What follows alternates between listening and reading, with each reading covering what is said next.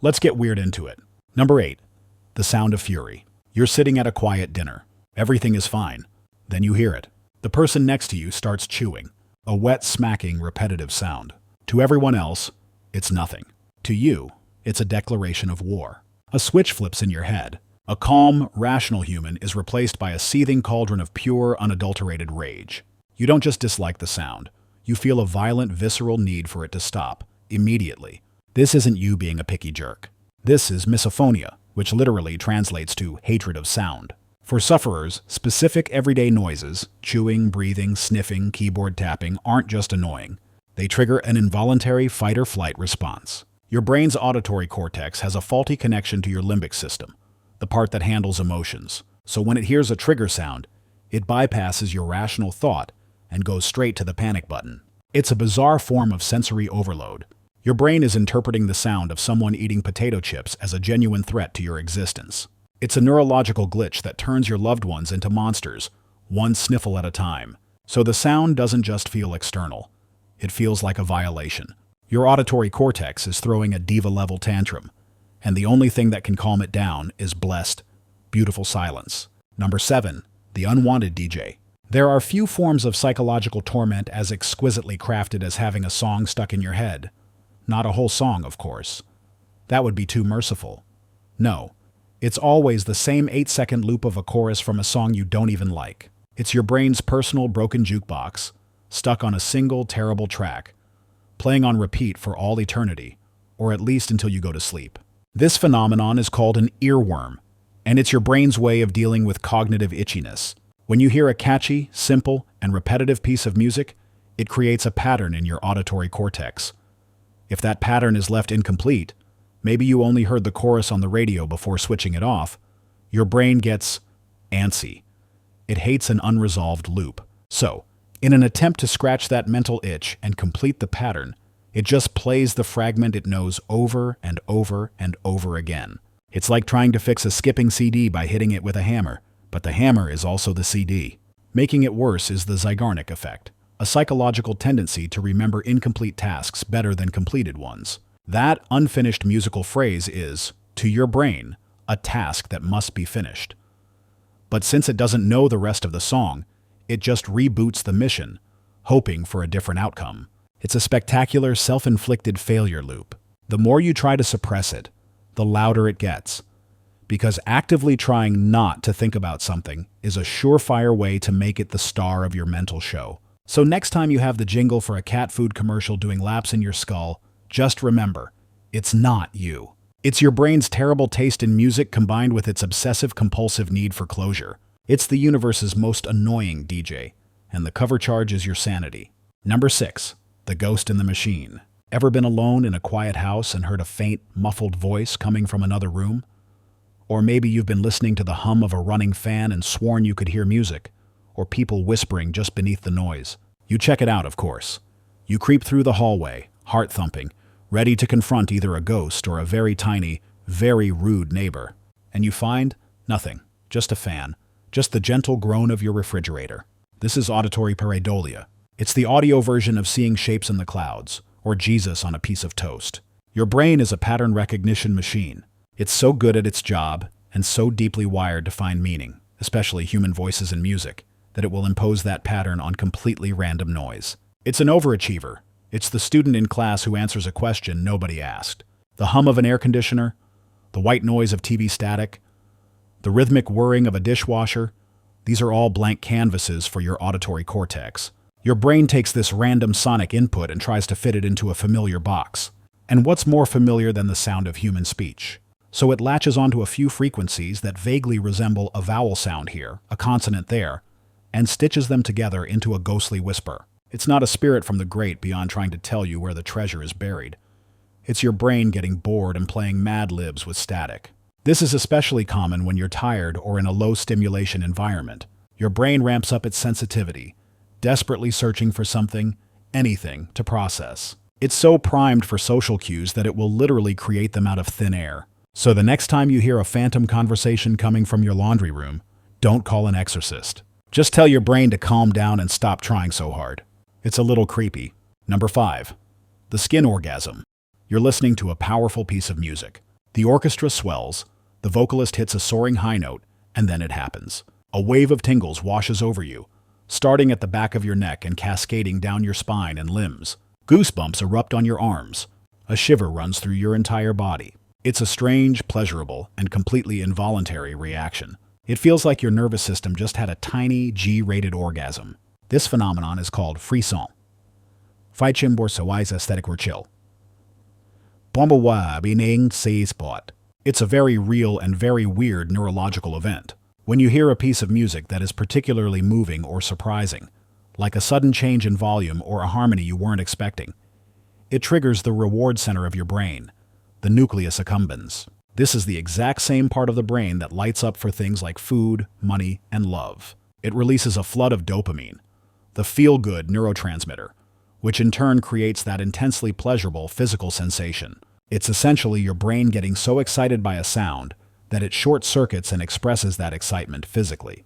The shiver part is your primal brain kicking in. It's a throwback to our hair-covered ancestors, whose hair would stand on end in response to a sudden or alarming event. In this case, the alarming event is just a really, really good chord progression. It's a beautiful glitch, a perfect storm where your sophisticated appreciation for art collides with your ancient, caveman fight-or-flight response, producing a wave of pure, tingly bliss. Number 4. The brain's personal orchestra. As we age, our senses begin to betray us. Our eyesight gets a little fuzzy, and our hearing starts to fade. For most people, hearing loss means the world gets quieter, but for a select few, the world gets musical. In the absence of real sound, their brain decides to hire a full-time invisible orchestra to play for them. This is musical ear syndrome, or MES. It's a type of auditory hallucination where people, typically those with significant hearing loss, start hearing vivid, complex music that isn't actually there. We're not talking about a simple earworm. We're talking about full-blown symphonies, national anthems, church hymns, or big band music, often playing 24/7. It can be crystal clear, as if a radio is on in the next room, but a radio that no one can turn off. The mechanism behind MES is fascinating. It's basically the auditory version of phantom limb syndrome. When the auditory pathways in the brain stop receiving signals from the ears, they don't just sit there quietly. They get antsy. The brain abhors a vacuum, so the auditory cortex, starved for input, decides to generate its own. It spontaneously fires up, pulling from a lifetime of musical memories and creating a greatest hits compilation from the deep archives of your subconscious. It's your brain trying to entertain itself in a silent theater, and its taste in music is often bizarrely old-fashioned. Many report hearing patriotic songs or hymns from their childhood, tunes they haven't thought about in decades. Imagine trying to have a conversation while your brain is blasting a phantom marching band directly into your consciousness. It's a beautiful and frankly terrifying example of the brain's creative power. When left to its own devices, it doesn't just make up whispers, it composes entire concertos. It's your own private and very persistent composer in residence. Number 3, your name in the void. There's a specific kind of unsettling that happens in the moments just before you fall asleep. You're in that weird, soupy state between consciousness and dreaming, a state called hypnagogia. Your body is heavy, your thoughts are drifting, and then, clear as a bell, you hear someone call your name. You jolt awake, your heart racing, but you're alone. The room is silent. Welcome to hypnagogic hallucinations, your brain's last little prank before it clocks out for the night. As your mind transitions into sleep, the normal rules of sensory processing go a little haywire. The parts of your brain responsible for generating dreams start to warm up, while the parts responsible for interpreting reality are starting to power down. In that messy handover, wires get crossed. A random firing of neurons in your auditory cortex gets misinterpreted by your half-asleep brain, not as meaningless static, but as something significant and familiar. And what's more significant and familiar than your own name? It's not just names either. People report hearing doorbells, indistinct mumbling, a loud knock, or a sudden crash. These sounds are so realistic they can send you flying out of bed to check for an intruder. This happens because your brain is starting to release dream imagery and sounds into your waking consciousness. You're essentially dreaming while you're still partially awake. It's like a movie trailer for the feature presentation your subconscious is about to play. So the next time a disembodied voice whispers your name from the shadows of your bedroom, take a deep breath. It's not a demon sitting on your chest. It's just your brain's sloppy stage crew, dropping things and shouting cues backstage before the main performance of your dreams begins. It's harmless, but it's a heck of a jump scare to start your night's rest. Number 2. The corrupted sound file. Imagine you hear a dog bark. You know it's a sound, you can describe it. It's sharp, it's loud, but for the life of you, you can't connect that sound to the concept of a dog, or a phone rings. And instead of thinking, phone, your brain just registers a confusing, meaningless noise. The sound gets in, but the meaning is lost, as if you're trying to open a video file with a text editor. This is auditory agnosia, one of the weirdest and most disorienting neurological conditions imaginable. It's not a hearing problem. Your ears are working perfectly. It's a brain problem, a very specific type of brain damage, usually in the temporal lobe, that corrupts your mental sound library. The connection between the sound itself and the memory of what that sound represents has been severed. A person with this condition might be unable to recognize the sound of rain, the melody of their favorite song, or even the sound of their spouse's voice. It's a terrifyingly isolating condition. The world becomes a stream of incomprehensible noise. A fire alarm doesn't signal danger. It's just a loud, annoying beep. It's the ultimate failure of your brain's pattern recognition software. Every sound becomes a ghost, disconnected from its source. A broadcast from a station you can no longer identify. Number 1. Hearing the void. Go into the quietest room you can find. A soundproofed closet, a sensory deprivation tank, whatever you've got. Plug your ears. What do you hear? Most people would say nothing, but some people hear something. A low, ever-present hum, a faint hiss, a sort of internal buzzing.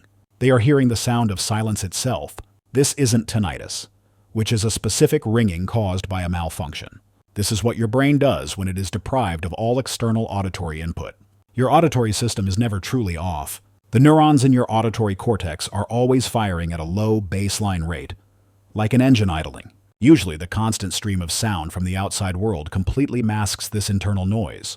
But when you eliminate that external sound, your brain suddenly notices the engine. It amplifies this baseline neural activity, this biological static, and interprets it as a sound. You are literally hearing the sound of your own brain working. This is why absolute silence can be so maddening for some people. The brain, hating a vacuum, creates a sound to fill it. It's the neurological equivalent of staring into the abyss, and the abyss humming softly back at you. It's the ultimate proof that you can never truly escape noise, because the noise machine is inside your own skull. That's all for today. I'll be making similar videos in the future. Subscribe to see them.